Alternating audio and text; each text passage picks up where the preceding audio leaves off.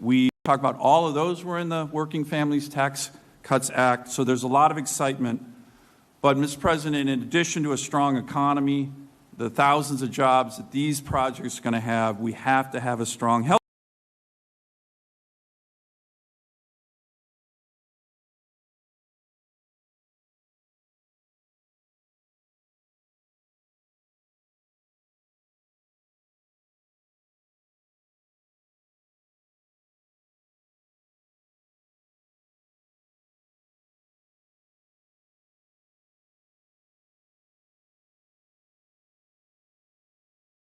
Tax Cuts Act, as you said, Mr. President, as Dr. Oz said, this is the biggest investment in rural health care in American history. $50 billion, the award the great state of Alaska was able to get working with Dr. Oz, and the parameters of the bill.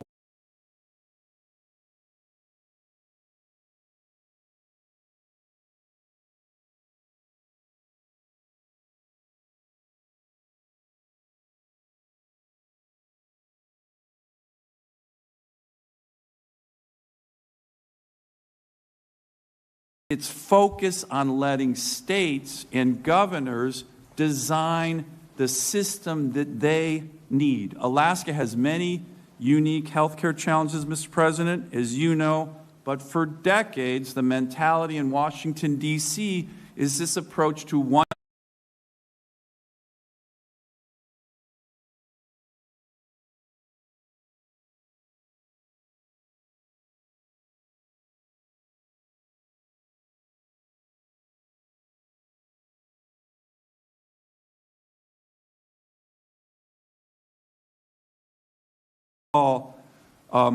doesn't work. This bill is different. This bill that we wrote with your administration is all about allowing states to design a system that works for them with CMS guidance, and this will be a generational opportunity for every state.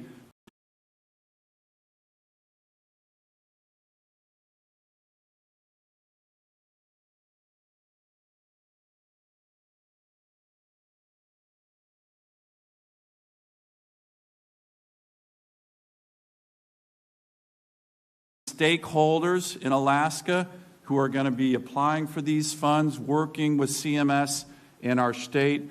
Over the last couple of days, you have over 300 people coming to these meetings on how to use this transformation fund to better health care in Alaska.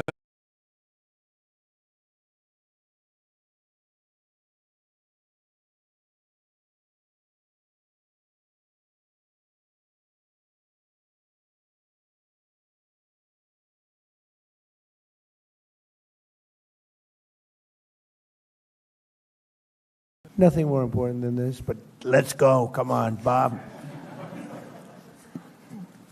Rob? Fire round. Please. Mr. President, thank you very much for having me here today. And I represent northeastern Pennsylvania. Your governor from Scranton, Pennsylvania, so never had the opportunity to meet. But I inherited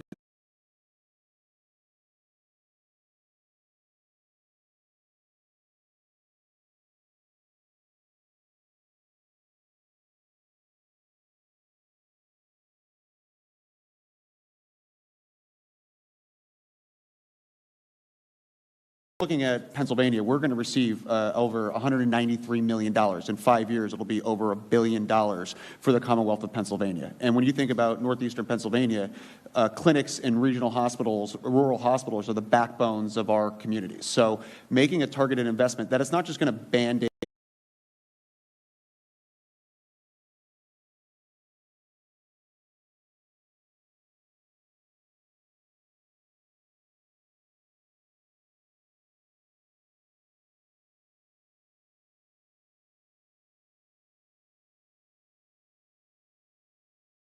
the unprecedented investment is going to be incredible, and thank you for having me up here and being a part of this journey. Thank you, Rob. Appreciate it. Thank you, Mr. President. This is a great opportunity to be here with you and your team. Dr. Oz has been a tremendous asset. The $50 billion commitment to rural health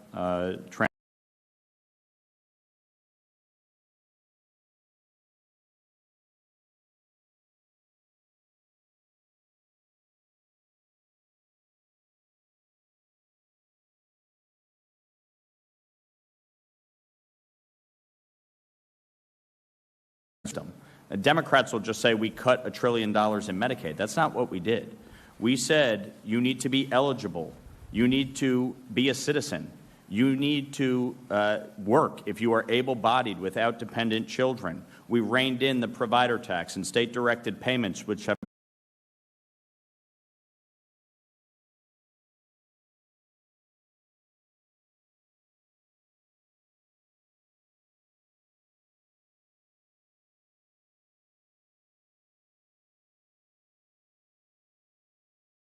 insurance revenues up 2,000%. Mr. President, you are 1,000% correct that the insurance companies are the problem. They wrote Obamacare. It's to their benefit, and the American people are being screwed. And so we can get a bipartisan agreement on what you are trying to do when it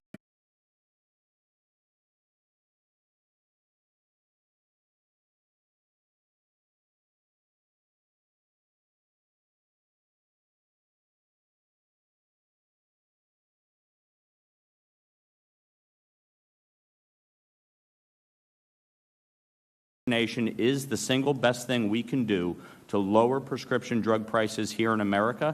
The pharmaceutical companies will tell you that privately. And that is the fundamental fact. We need to go after PBM reform, associated health care plans. We put that on the floor. Every Democrat voted against it.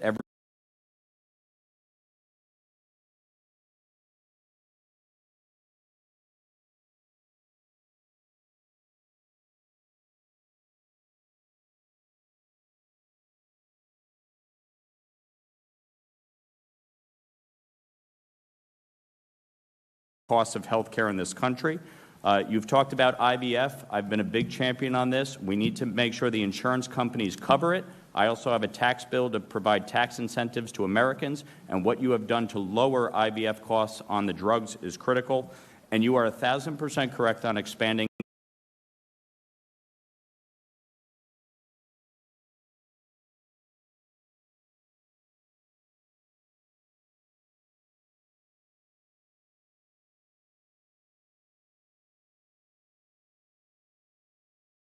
goes to the people and not the insurance companies. We are committed to working to get this done, and I thank you for your leadership. Thank you.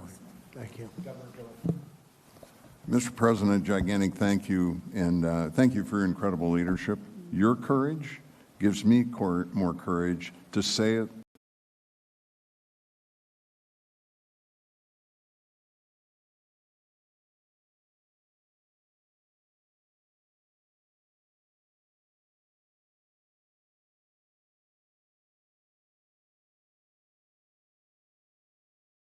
Very brief. This plan will allow us to do common sense, pragmatic investments in rural Nebraska, and they will be sustainable. We will make sure that we don't need another dollar after 5 years.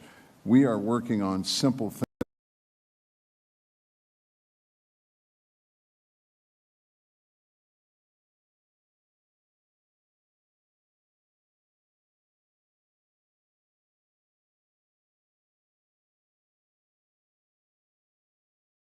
at home, investments in technology so we can educate our children in rural Nebraska to provide health care are really, really important issues. And I think that the other is we've developed what we call 6 Regions, 1 Nebraska, and that will focus and take advantage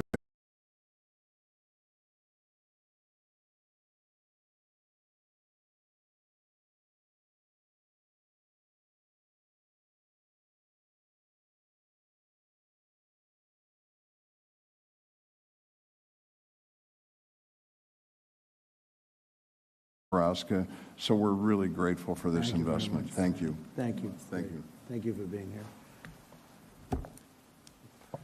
1 minute. How about 30 seconds? How about 30 seconds, sir? As a small town kid from Glen Rose, Texas, population 1,200 where I grew up.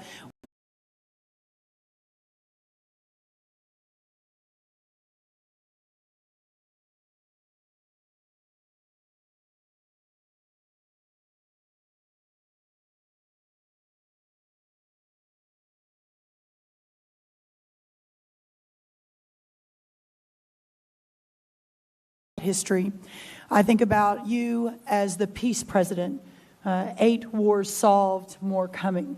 I think about you as the security president, a border that is secure for the first time and more than any time in American history. I think about you as the prosperity president. We talk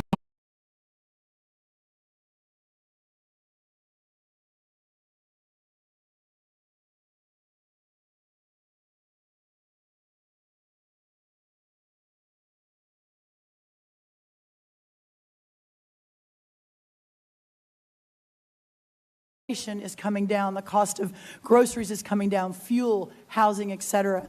And sir, today, in the last 2 weeks, you will go down in history as the greatest president for the health of this country in history. Think about our new dietary guidelines from Bobby.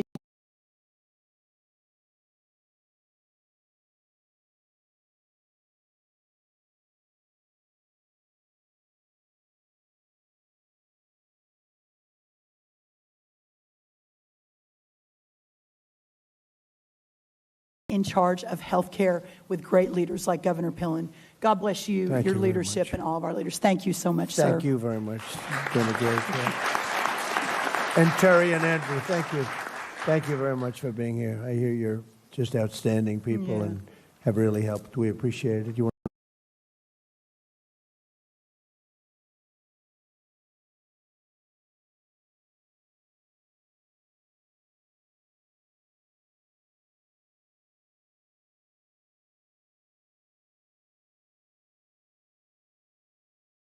I'm also a county commissioner. So Good. I take as being a nurse practitioner, a county commissioner, with a heavy weight in order to see this happen. And it will help produce accessibility, which is a huge thing. People have to drive for miles.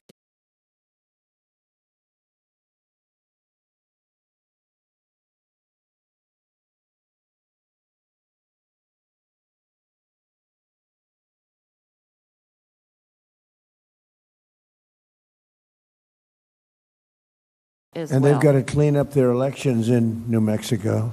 We're working. Because those elections are so corrupt, it's incredible. If they Okay. clean it up, we win by a lot, but they are really corrupt elections. So I think if you want to do this, you have to tell them to start working on that. It's unbelievably one of the more corrupt states.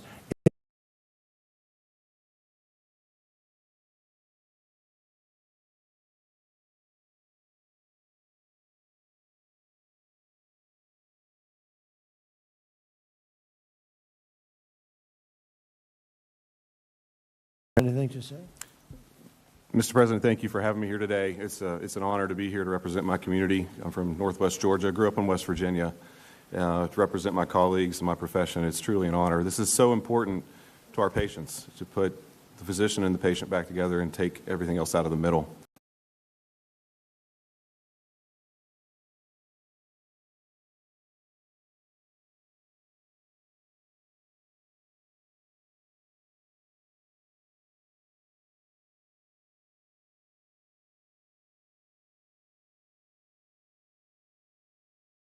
This certainly helps that. I greatly appreciate all that you've done for the American people. You are an inspiration to us. You make us believe no problem is too big to solve. I mean, you are a representative of that. And I thank you for your leadership. Thank you for this opportunity to be here. And thank you for putting healthcare at the forefront. It's so important to every patient and every family that we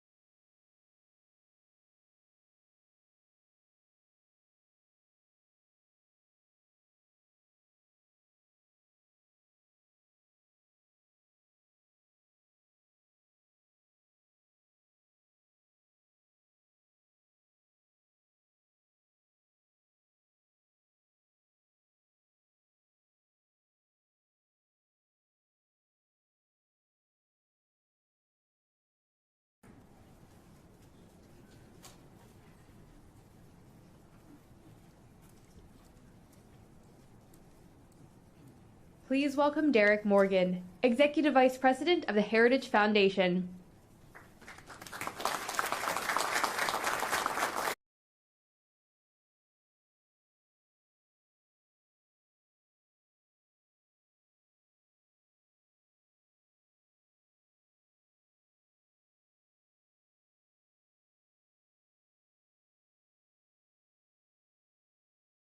Give remarks and then answer questions from the media. U.S. foreign policy should be driven by the pursuit of a strong, safer, and more prosperous America. As President Trump rightly recognizes, that means paying special attention to our hemisphere. We are blessed by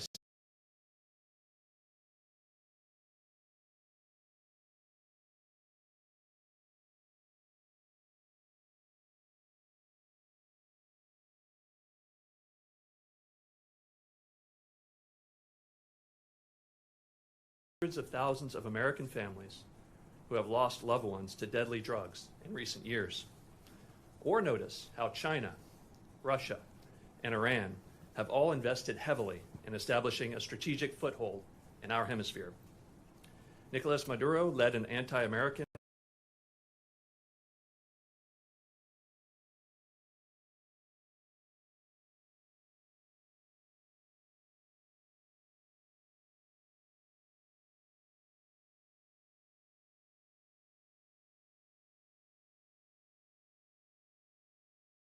because President Trump boldly sent U.S. Special Forces and the Department of Justice to capture Maduro and to bring him to justice.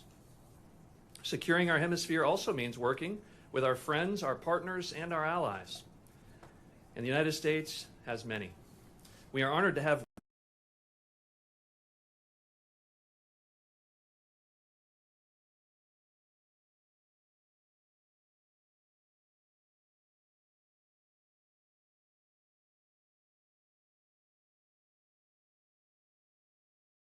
her principled opposition by casting their ballots amidst harsh repression from the regime. Her efforts, along with those of President Trump, have brought Venezuela closer to the restoration of freedom, stability, and security. And we all hope to see the return of a legitimate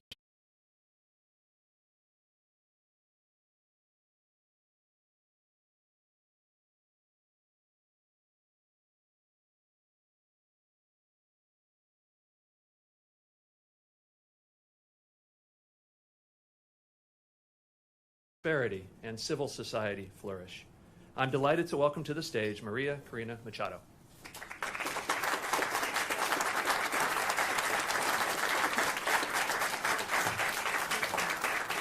Thank you very much. Thank you very much.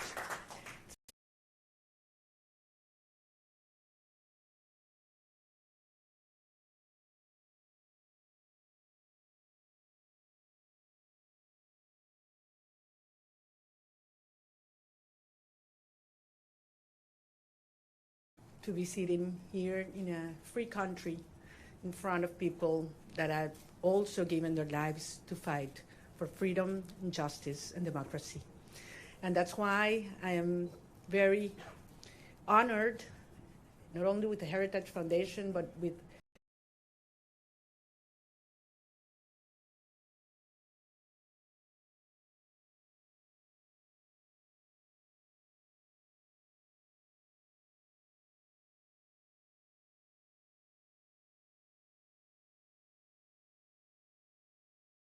(2026), a new milestone was achieved, and we are definitely now into the first steps of a true transition to democracy that will have not only immense impact in the lives of all Venezuelans,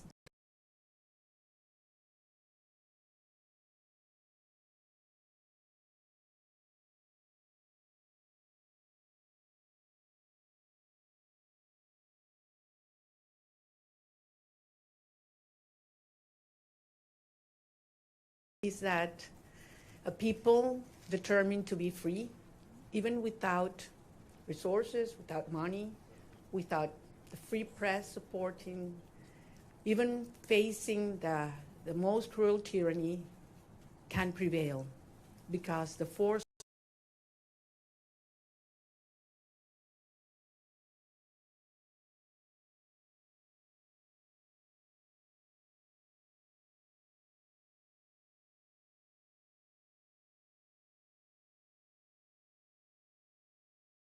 means to be part of democratic society, but they have risked their lives, their loved ones, everything they have, because they share that dream to live in a free country. It's all about human dignity. It's all about justice. It's all about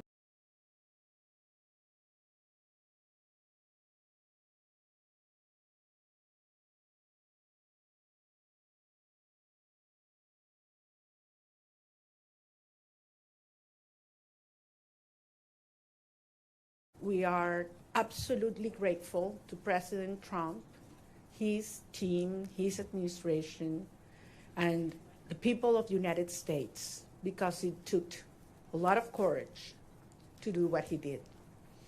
And he did it, yes, on behalf of the American people, but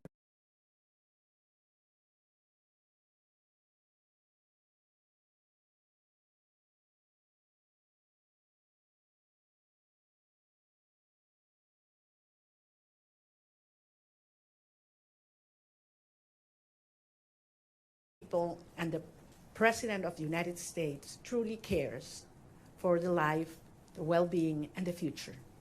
I'm certainly talking about our political prisoners and all those who have been persecuted, those who are all today in exile. But I'm also talking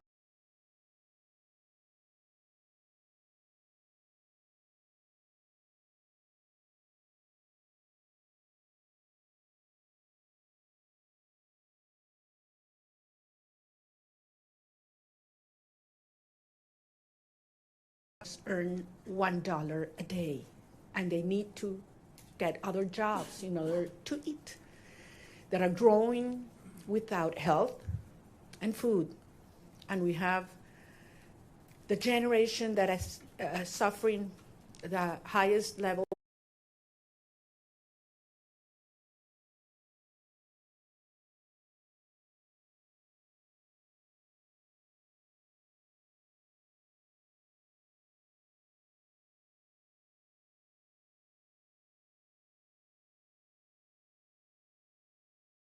that Venezuela is going to be free, and that's going to be achieved with the support of the people of the United States and the President, Donald Trump of the United States. So I'm very grateful to be here. We're facing challenging times ahead.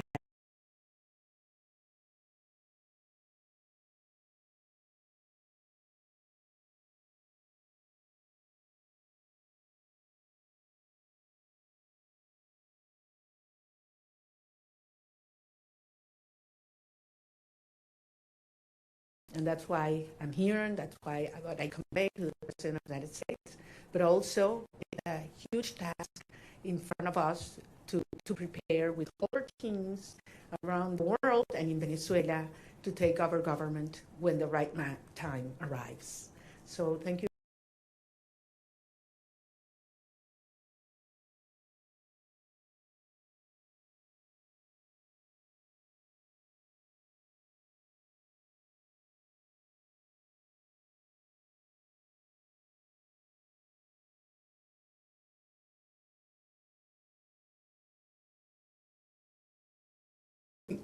To you, Ms. Machado, you know the Venezuelan people more than anyone, and that's apparent from the very, you know the Venezuelan people more than anyone, and that's apparent from the very strong support that they've shown for you time and time again.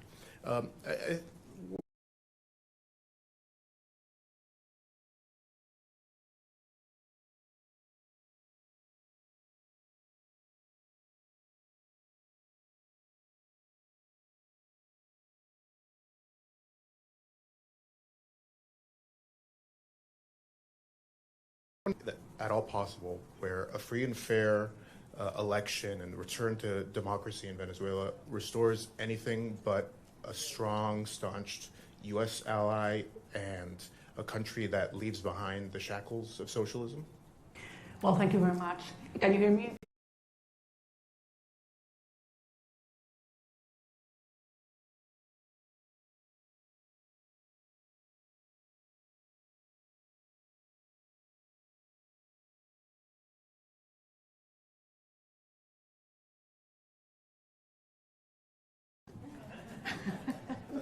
So comfortable sitting down. You want me to stand up? You prefer that I stand up? No? That's better now? Okay. Look, I'm very glad we start with this issue because I understand that there are many concerns regarding the transition in Venezuela.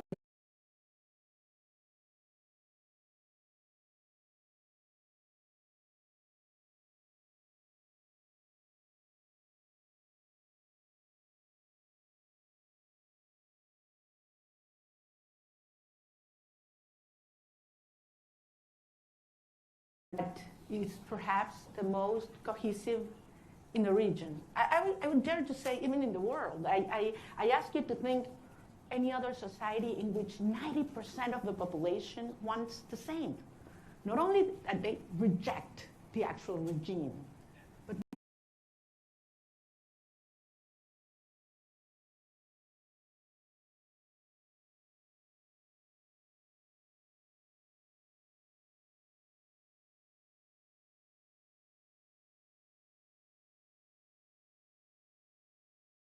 Venezuelans together.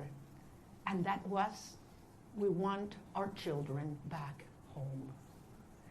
And it was that demand that I heard all around Venezuela in 2023 when we were moving forward.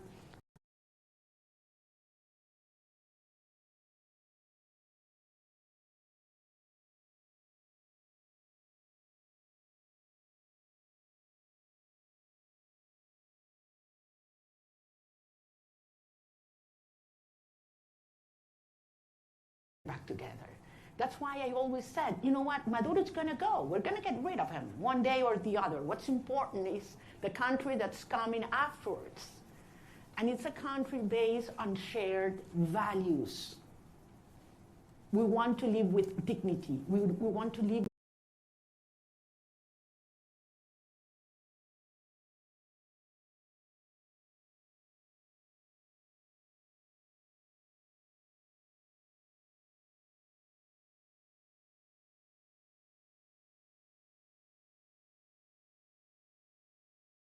that has a high cost, because then you have to lower your head and repeat what the regime wants you to say or dress as they expect you to dress. They want to live with their job well done. That's dignity. And that's what Venezuela deserves.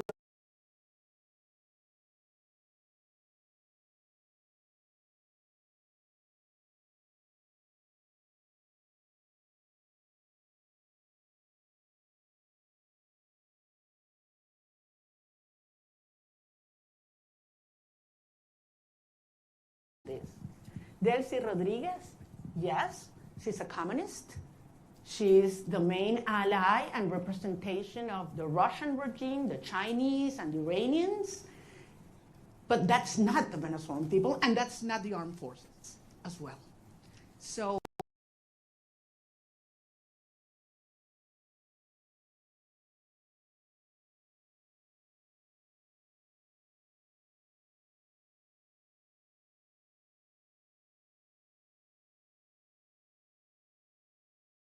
will be a proud Venezuela who is going to be the best ally the United States has ever had in the Americas.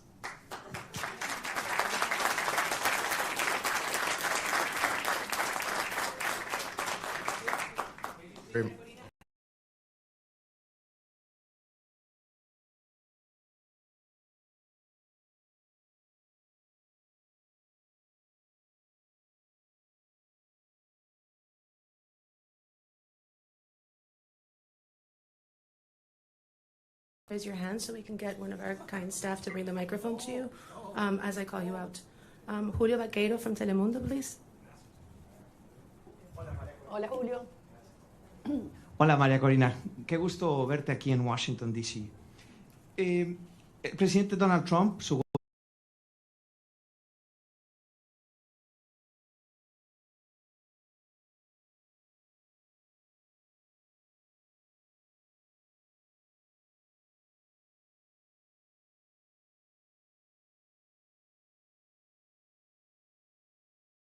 Venezuela. Gracias, Julio. Yo no vine a buscar nada para mí. Vengo aquí en representación del pueblo de Venezuela que eligió a Edmundo González Urrutia como presidente electo. ¿A que lo baje?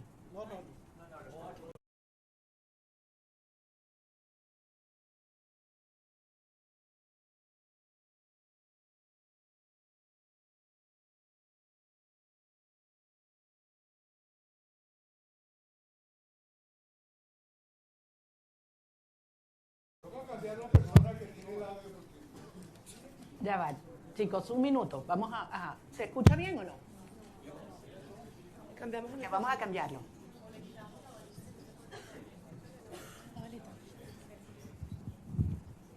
Ok, ahora está mejor.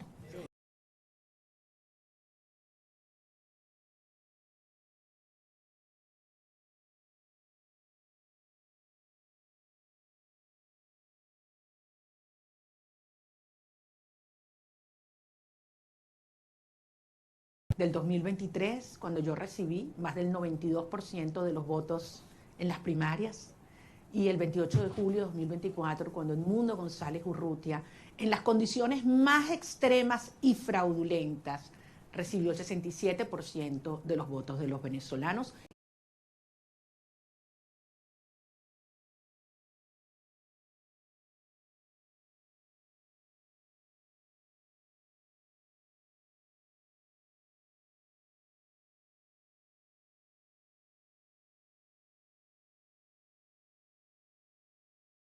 La libertad, la democracia y la justicia.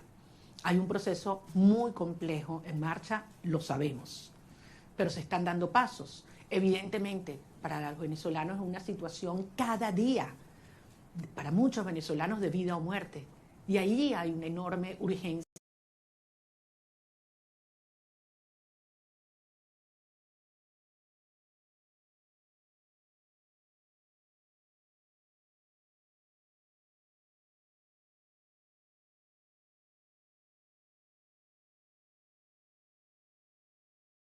Virtually for the last few years. Two questions, if I could, similar to what you just answered, but in English. You had a very good meeting with the president yesterday, but he still maintains a positive relationship and positive language about Delcy Rodriguez.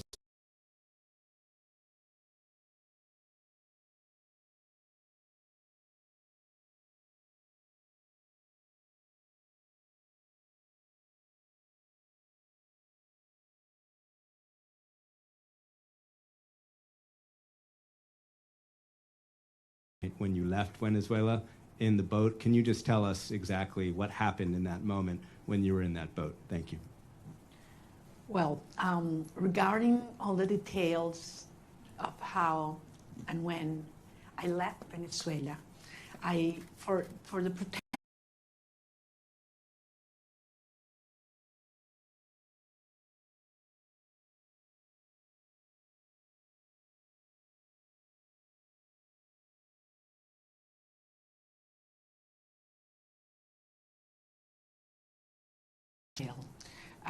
yes, there was a certain moment in the trip, in the boat, where I was hurt because the waves were very high, over 6 feet, and there was a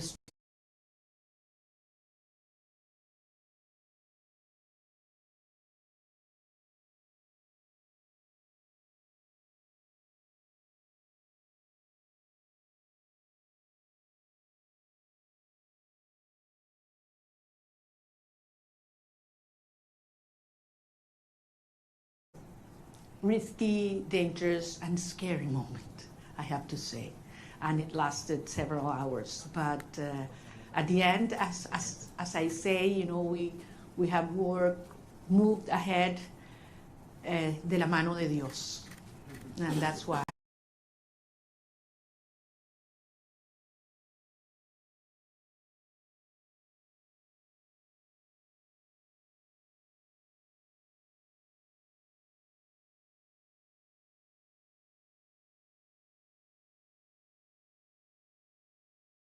That I was able to leave my country at that moment. Regarding your first question. Look, this has nothing to do with a tension or decision between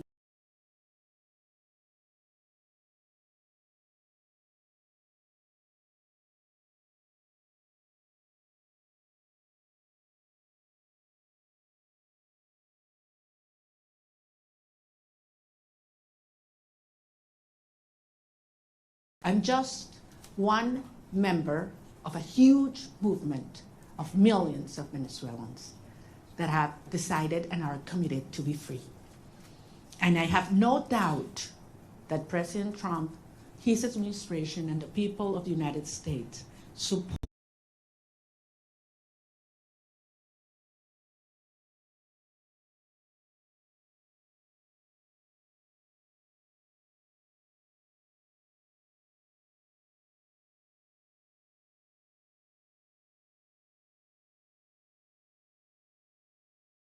a safer nation after January 3rd. And once the regime is out and the transition is accomplished, the United States will not only be a safer nation, but one that will have more prosperity and strength.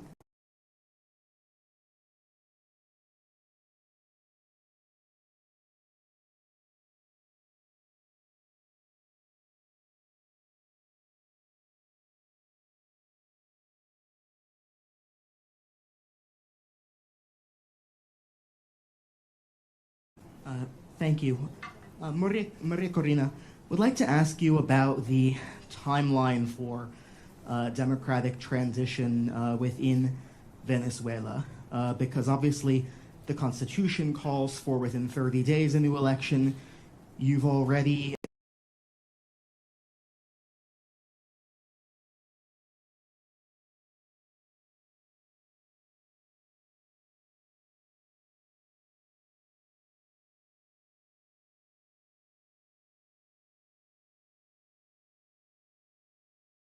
Is your expectation that the next step in this process would be a new election in Venezuela? Do you expect that to happen in 2026? Or what does the roadmap look like from getting from today's government by Delcy Rodriguez, the government de facto,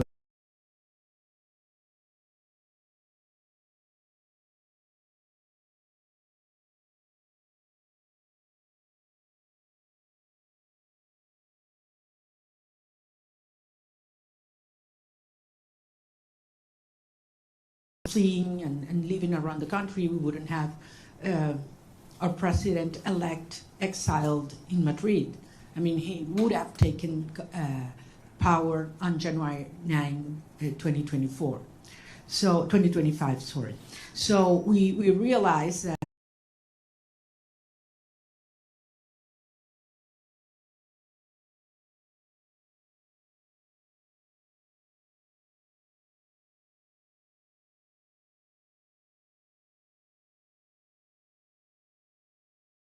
place 142.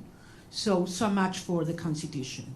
At the end, it is a matter of strength, and that was what made this process, starting on January 3rd, happen. I mean, that was the main difference. They realized, the regime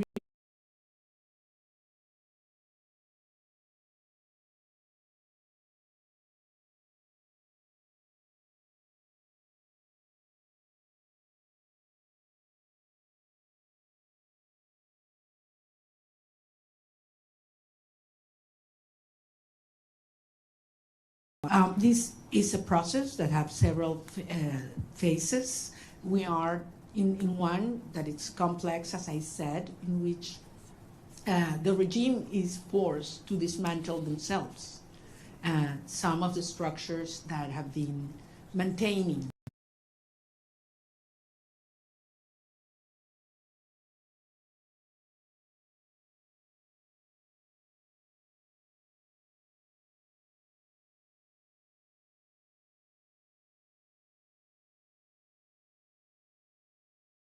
jails, but they cannot speak to the press, they cannot leave the country, and they are still terrified.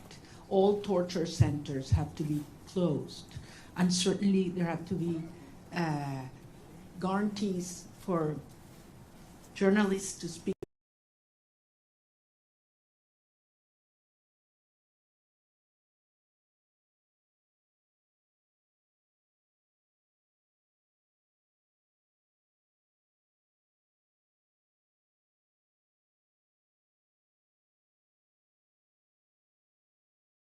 These last hours, but especially with those that have not, and that they don't know where their loved ones are right now.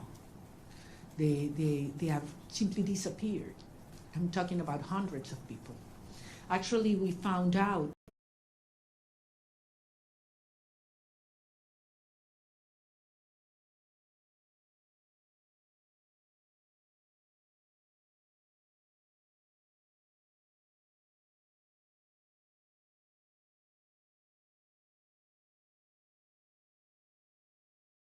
registered by us.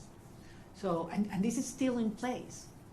I mean, there is a criminal structure of terror, not only on the civilian population, but also in the military.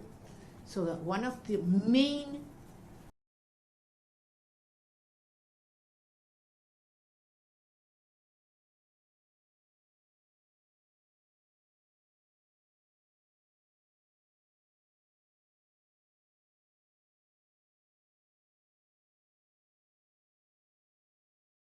but the military under terror and neutralized.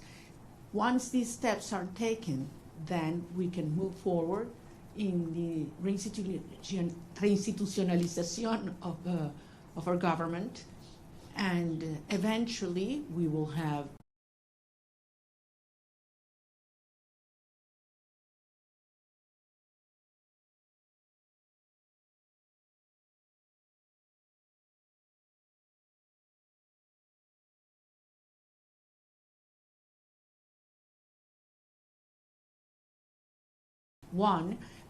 nearly 40% of Venezuelans that have a right to vote couldn't do it because the regime wouldn't allow them. That's one of the main things we need to correct. Every single Venezuelan living in Venezuela or abroad should have the right to vote as soon.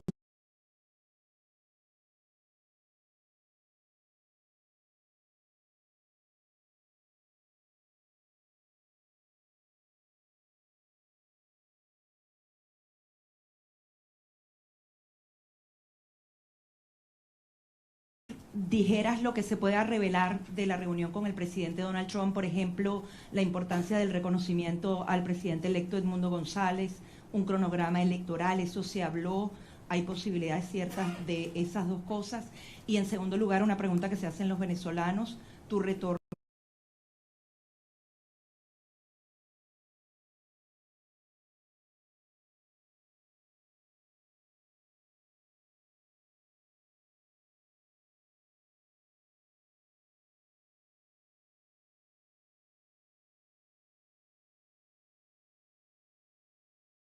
Y te entiendo, porque como lo dije antes en inglés, para nosotros es un tema de vida o muerte. Miles de venezolanos cada día que pasa es una tortura, es una tragedia, y es un tema de la urgencia ética asociada a poder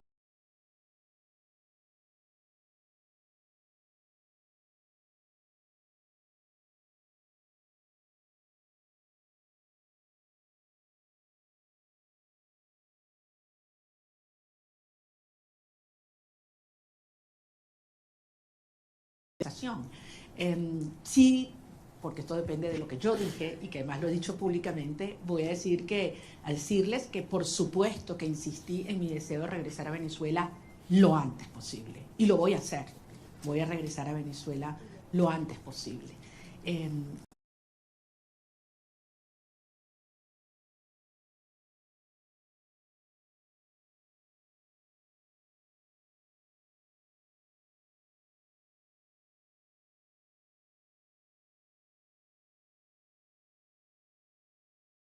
Y bueno, quizás hasta podemos ir juntos. Es decir, yo creo que hay mucha gente en el mundo preparándose para ir a Venezuela, porque sabemos que este es un proceso irreversible. Puede tomar un día más, puede tomar un día menos, puede haber alguna...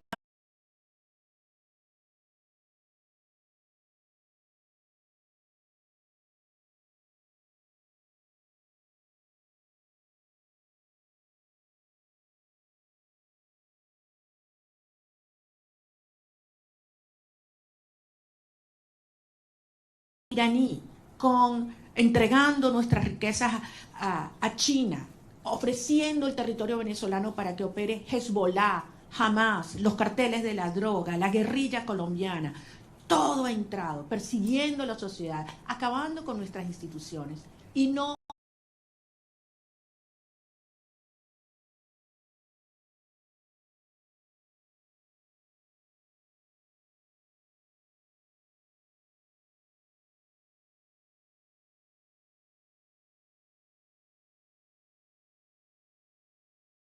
Estamos hablando cerca de 5 billones de barriles de petróleo. Es una cifra monumental, regalada.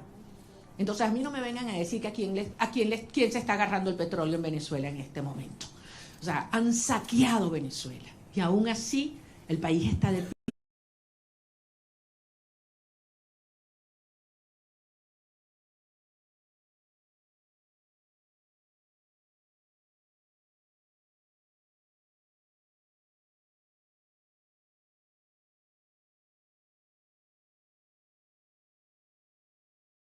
This is supposed to last until noon. It is now noon, but if everyone's game to stay, we stay. Paolo Mastrolli from La Repubblica, please.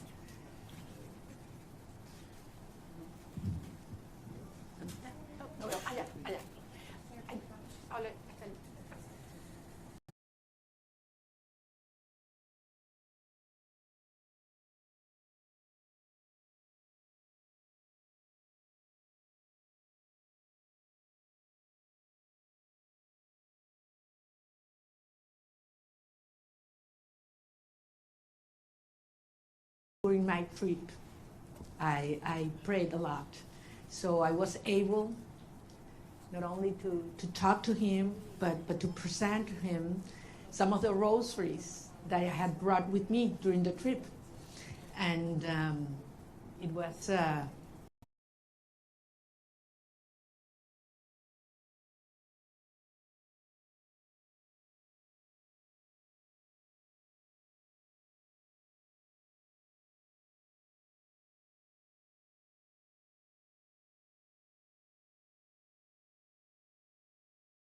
going through because of the persecution and pressure on our bishops and priests and nuns.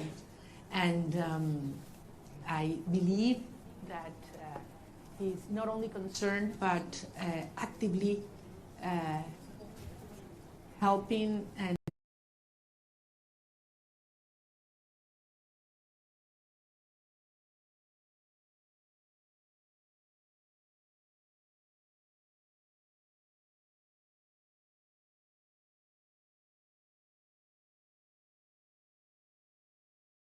Christian. So I think it couldn't have been in a better moment, and it brought a lot of hope and reassurance to our people. Thank you. David Alandete from Diario ABC, please.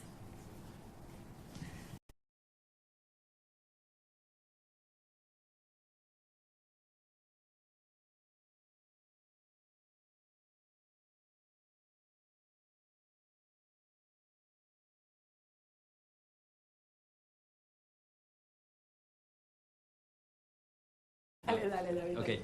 Muchas gracias.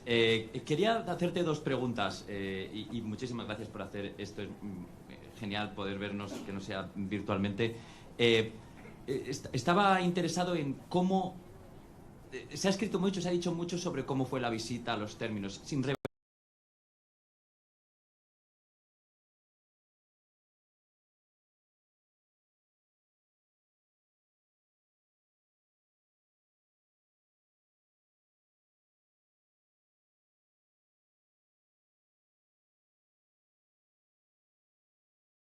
después de la operación del 3 de enero. Gracias. Muchísimas gracias.